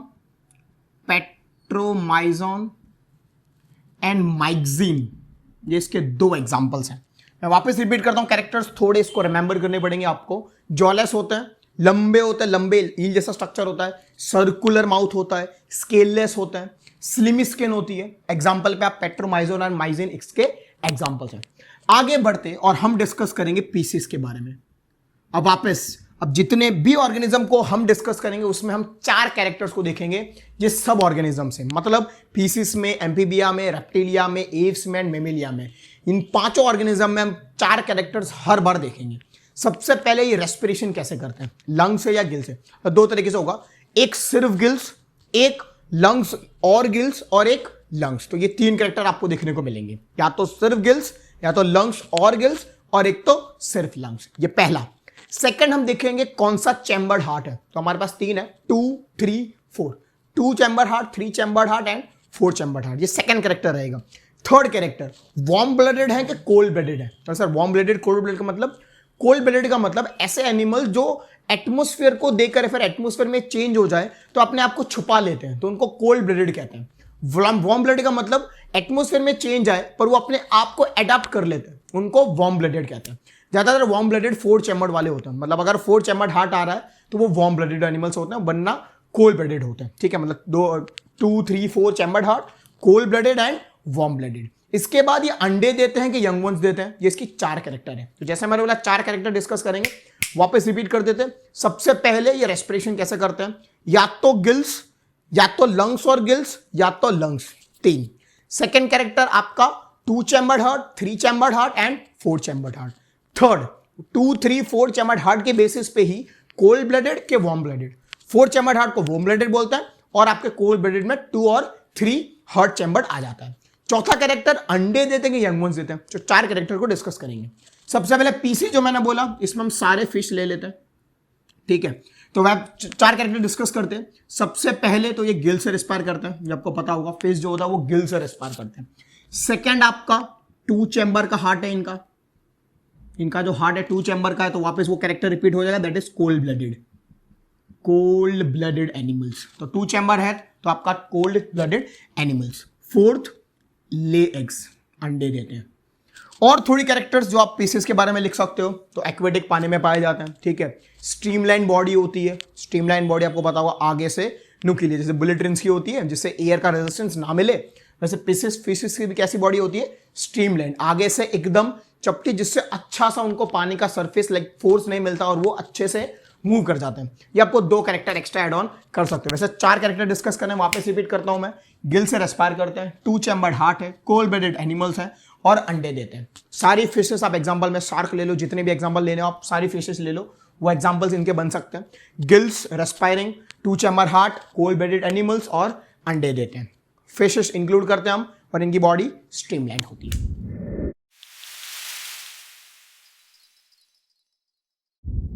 आगे बढ़ते और डिस्कस करते एम्फीबिया के बारे में। अब आपको पता ही होगा क्यों एम्फीबिया नाम है, क्योंकि इनको एम्फीबियंस कहते हैं, ठीक है, जो पानी में भी पाए जाते हैं और वाटर में भी पाए जाते हैं। हमको 4 कैरेक्टर डिस्कस करने, फटाफट डिस्कस करते हैं। सबसे पहला कैरेक्टर कैसे रेस्पायर करते हैं, तो ये लंग्स और गिल से, ठीक है। जैसे मतलब 3 कैरेक्टर, सिर्फ गिल्स, लंग्स और गिल्स और लंग्स, तो गिल्स वाला चला गया। अब लंग्स और गिल्स दोनों से रेस्पायर करते हैं। सेकेंड आपका 3 चैम्बर्ड हार्ट होता है इनका, 3 चैम्बर्ड का हार्ट होता है।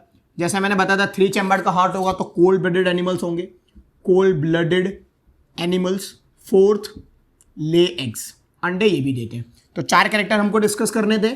सबसे पहले लंग्स और गिल्स, एक एक्स्ट्रा कैरेक्टर ऐड हुआ, या तो सिर्फ लंग्स और गिल्स और लंग्स, तो गिल्स वाला चला गया, लंग्स और गिल्स दोनों से।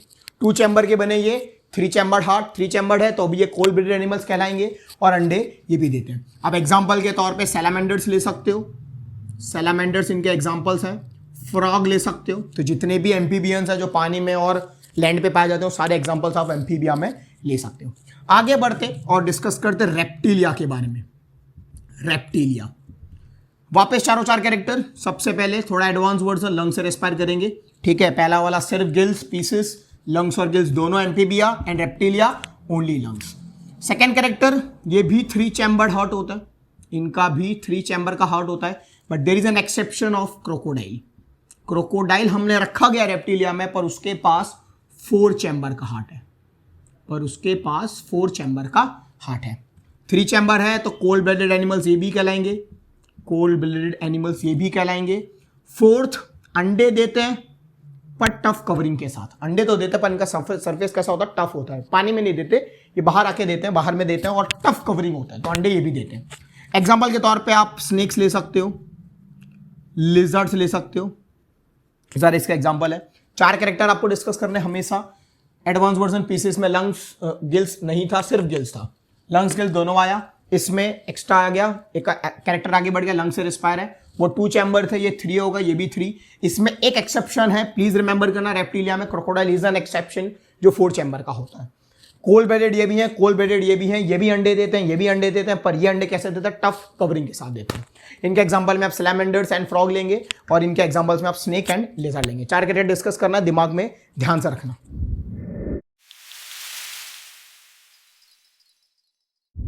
आगे बढ़ते और डिस्कस करते एव्स के बारे में। अब एव्स को आप नॉर्मली आप समझ सकते हो बर्ड्स, तो जितने भी बर्ड्स हैं वो सारे एव्स में आ जाते हैं। आपको 4 कैरेक्टर डिस्कस करने।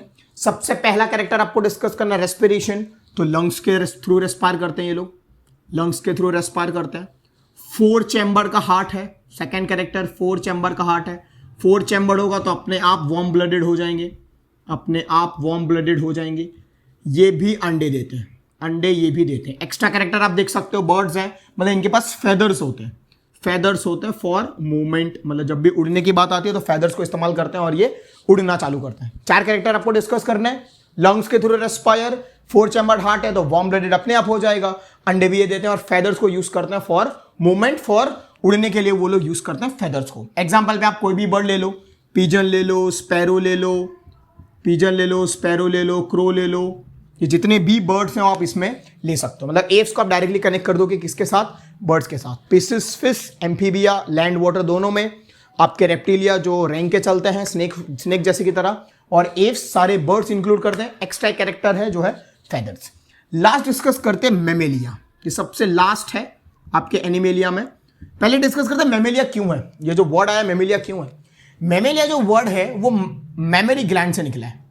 ऐसा मतलब मेमोरी ग्लैंड मतलब इसमें ये जितने भी ऑर्गेनिज्म होते हैं इनके पास मेमोरी ग्लैंड होता है। मेमोरी ग्लैंड का नहीं, याददाश्त वाला नहीं, जो प्रोडक्शन ऑफ मिल्क करता है। तो ये जितने भी ऑर्गेनिज्म होते हैं ये मिल्क का प्रोडक्शन करते हैं, इसलिए इसका जो नाम है वो मेमेलिया पाला गया है। 4 कैरेक्टर वापस डिस्कस करने हैं, ठीक है। लंग्स ये भी है, आप ऐसा समझ लो मेमेलिया जो हमसे कनेक्ट हो, ह्यूमन बींग से कनेक्टेड होता है वो मेमेलिया है। तो हम लंग्स से रेस्पायर करते हैं, ठीक है। हमारी बात हो रही है हमारी, तो 4 चैम्बर्ड हार्ट हमारा है, ठीक है। आप 10th स्टैंडर्ड में पढ़ेंगे 4 चैम्बर्ड हार्ट, ठीक है। हार्ट का जब हम पढ़ेंगे तो हमारा 4 चैम्बर्ड हार्ट है। थर्ड, हम छुप नहीं जाते, हम अपने एटमोस्फेयर को लाइक डील कर लेते हैं, अडेप्ट कर लेते हैं, तो वार्म ब्लडेड हो गया। 4 चैम्बर्ड होगा तो वार्म ब्लडेड होना ही होना है, वार्म ब्लडेड एनिमल्स है। चौथा, अंडे नहीं देते, ठीक है, यंग वंस देते हैं। वी डोंट गिव अंडेज, हम अंडेज नहीं देते, हम क्या देते हैं, यंग वंस देते हैं, ठीक है। ऑर्गेनिज्म ही प्रोड्यूस करता है, but there is an exception of platypus and echidna. Echidna ऐसे 2 एग्जाम्पल है जो एग्स देते हैं और वो मेमेलिया में इंक्लूडेड है। मतलब प्लेटिपस एंड इकिडना ऐसे 2 एग्जाम्पल है जो मेमेलिया तो हैं लेकिन वो अंडे देते हैं, बाकी नॉर्मली मेमेलिया हमारे यंग वंस दे देते हैं, ठीक है। हमारे पास फेदर नहीं होता, हम उड़ नहीं सकते। हमारे एग्जाम्पल पे आप ह्यूमंस ले लो, ह्यूमन बींग जितने भी हैं, ठीक है। एक्स्ट्रा में आप कैट, रैट, बैट, ये सारे इसके एग्जाम्पल्स हैं। जैसे मैंने आपको पहले भी बोला था, हमने जब पीसेस स्टार्ट किया, हम 4 कैरेक्टर डिस्कस करेंगे, वही कैरेक्टर बार बार रिपीट कर रहे हैं। मैं इन दो को फटाफट रिपीट कर देता हूँ। एव्स लंग्स के थ्रू, 4 चैम्बर्ड हार्ट, 4 चैम्बर है तो वार्म ब्लडेड होगा, अंडे ये देते हैं, फेदर्स का इस्तेमाल करता है फॉर उड़ने के लिए, ठीक है। इसके बाद बात करेंगे मेमेलिया। मेमेलिया क्यों है, क्योंकि हमारे पास मेमोरी ग्लैंड होता है जो प्रोडक्शन ऑफ मिल्क करता है, तो जितने भी ह्यूमन बींग्स आते हैं मेमेलिया में इंक्लूड करे जाते हैं। लंग्स के थ्रू हम रेस्पायर करते हैं। हमारा जो हार्ट है वो 4 चैम्बर्ड हार्ट है, 10th स्टैंडर्ड में आप पढ़ लोगे। 4 चैम्बर्ड है, वार्म ब्लडेड एनिमल्स है, हम छुप नहीं जाते एटमोस्फेयर में, हम झेल लेते हैं, हम अडेप्ट करते हैं। हम अंडे नहीं देते, हम यंग वंस देते हैं, but there is an exception, platypus and echidna 2 ऐसे लोग हैं जो अंडे देते हैं और मेमेलिया में इंक्लूडेड है। एग्जाम्पल्स में आप ह्यूमंस, कैट, रैट, बैट, सारे ये इनके एग्जाम्पल्स हैं। हमारा एनिमेलिया हो गया खत्म।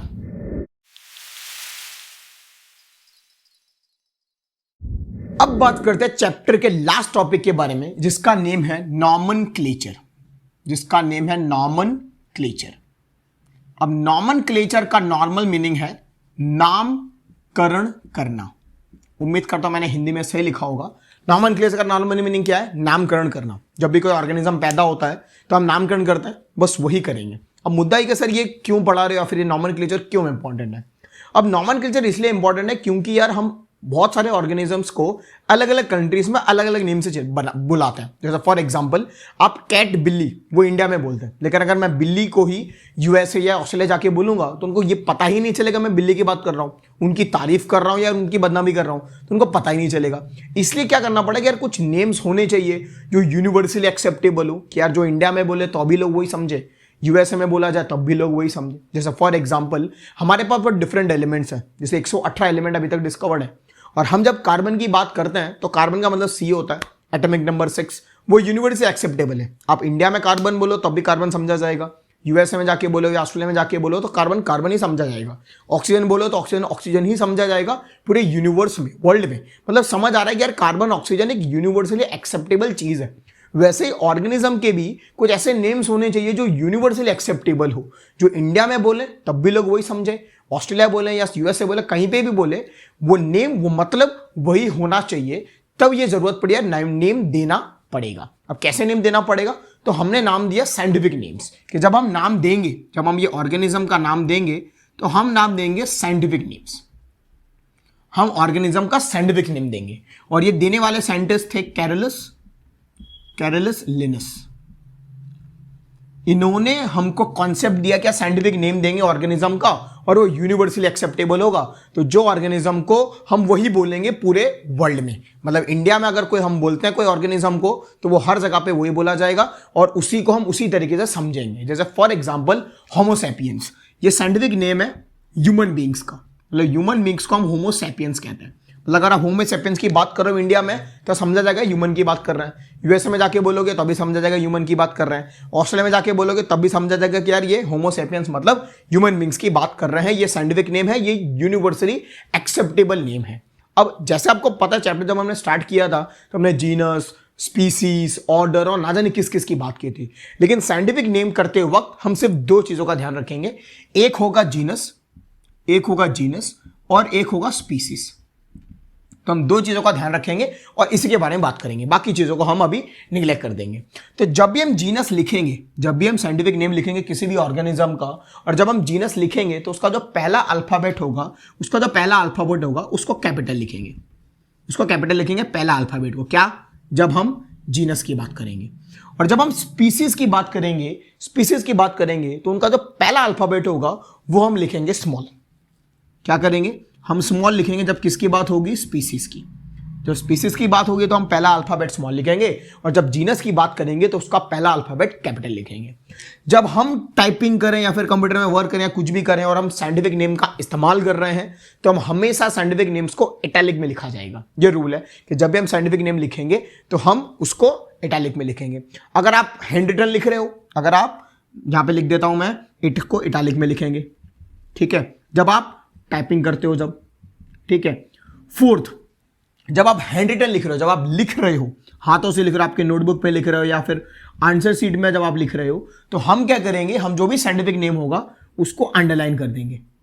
उसको क्या कर देंगे? अंडरलाइन कर देंगे। जैसे मैंने यहाँ पे नेम लिखा है तो मैं इसको अंडरलाइन कर दूंगा। जब आप आंसर शीट में लिखें तो साइंटिफिक नेम लिखते वक्त आप क्या करेंगे? अंडरलाइन कर देंगे। ये रूल कहता है। हम दो चीजों के बारे में डिस्कस करेंगे, जीनस एंड स्पीसीज। जीनस का पहला अल्फाबेट हमेशा कैपिटल लिखेंगे, स्पीसीज का पहला अल्फाबेट हमेशा स्मॉल। अगर हम टाइपिंग वगैरह कर रहे हैं तो चीज़ों को इटैलिक में कर देंगे, अगर हम लिख रहे हैं तो उसको हम अंडरलाइन कर देंगे। पर बाकी डिस्कस हम दो ही चीज़ करेंगे, जीनस एंड स्पीसीज। जैसे मैंने होमो सैपियंस लिखा तो होमो आपका जीनस है जिसमें पहला अल्फाबेट एच मैंने कैपिटल में लिखा है, सैपियंस मेरा स्पीसीज है तो मैंने ये स्मॉल में लिखा है। ये हमारा रूल कहता है। अब आप बोलोगे सर ये क्यों पढ़ा रहे हो? क्योंकि बहुत बार ये 2 मार्कर में पूछा गया नॉमेनक्लेचर, तो आपके पास थोड़ी थोड़ी इंफॉर्मेशन होनी चाहिए। नॉमेनक्लेचर का मतलब नामकरण करना। क्यों करना है? क्योंकि ऑर्गेनिज्म बहुत डिफरेंट वैरायटी में है और हम अलग अलग कंट्रीज में नेम अलग अलग देते हैं। तो हम चाहते थे कि यार पर्टिकुलर नेम्स हो जो पूरे वर्ल्ड में यूनिवर्सली एक्सेप्टेबल हो, तो हम कॉन्सेप्ट लेकर आए साइंटिफिक नेम का। दिया किसने? कैरलस लिनस ने। उन्होंने ये कॉन्सेप्ट दिया साइंटिफिक नेम्स का, ऑर्गेनिज्म का हम साइंटिफिक नेम रखेंगे और उसको पूरे वर्ल्ड में वही बोला जाएगा। दो चीज़ों के बारे में डिस्कस करते हैं हम, जीनस एंड स्पीसीज। जीनस हमेशा कैपिटल में लिखा जाता है पहला अल्फाबेट, स्पीसीज हमेशा पहला अल्फाबेट स्मॉल। टाइपिंग करते हैं तो इटैलिक में, अगर लिख रहे हो हैंड रिटन लिख रहे हो तो अंडरलाइन। बस इतनी इंफॉर्मेशन लिखनी है और आपका काम हो जाएगा। उम्मीद करता हूं आप लोगों को वीडियो पसंद आया होगा और पूरा चैप्टर 7 बहुत अच्छी तरीके से समझ आ गया होगा। अगर फिर भी कोई प्रॉब्लम है, कोई क्वेश्चन है तो आप कमेंट बॉक्स में कमेंट कर सकते हैं। वीडियो को लाइक और कमेंट करना मत भूलिएगा, क्योंकि आपके लाइक और आपके कमेंट से यूट्यूब वीडियो को उतना रिकमेंड करेगा और भी स्टूडेंट को। तो जो स्टूडेंट को ये चैप्टर में डिफिकल्टी हो रही है वो ये वीडियो के थ्रू वो अपना डिफिकल्टी सॉल्व कर सकता है। मिलता हूं फिर मैं आपको नेक्स्ट वीडियो में, तब तक के लिए stay home, stay safe and take care.